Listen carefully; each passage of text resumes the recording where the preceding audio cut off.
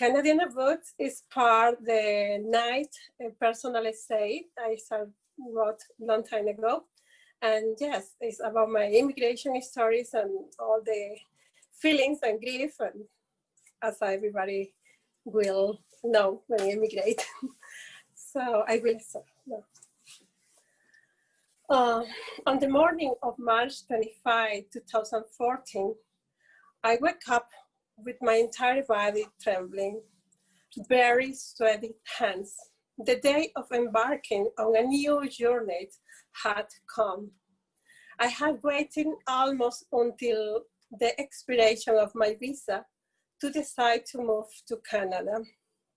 Why could I leave Cuba with these men from such a faraway land? Many questions and a single answer: love.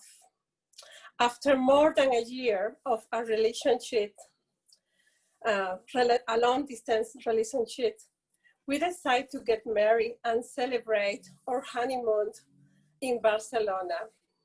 Happily, months later, our little girl, Amelie, was born.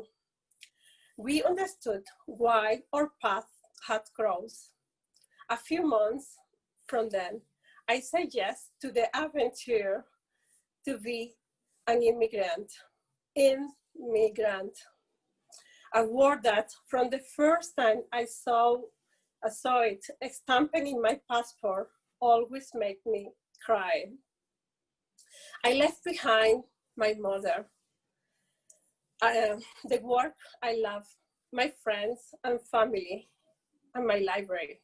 Many diaries full of unfinished stories, my colorful homeland, and a large part of me, of my life story that will remain on the island, locked in cardboard boxes in Havana that run in my mother's house.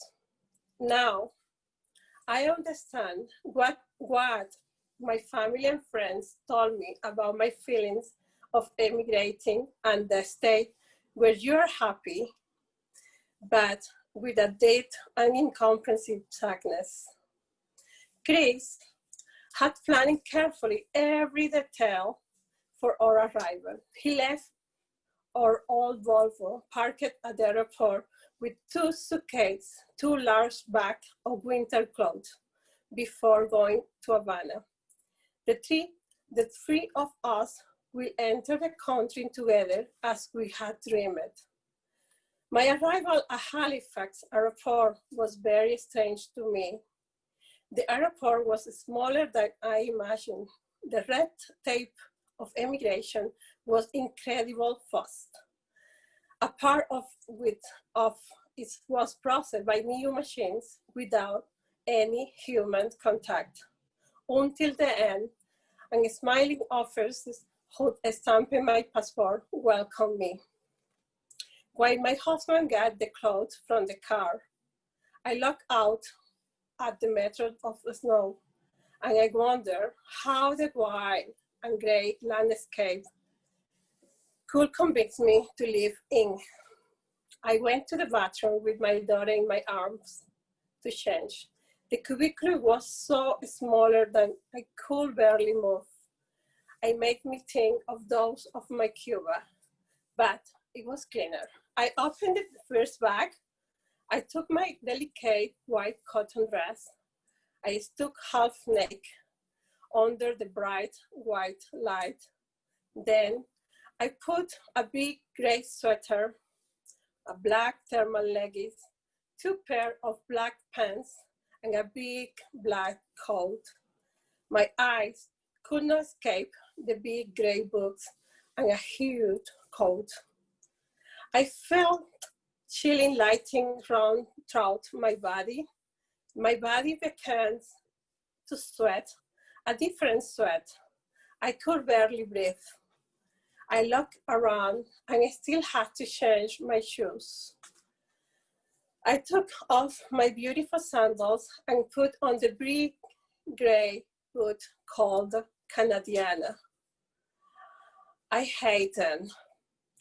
They were ugly and very heavy, heavier than my 2 suitcases full of books. A big sign escaped me when I tied my last lace. Finally, despite all these heavy garments, I left the bathroom almost levitating. I felt as I was in another person's body.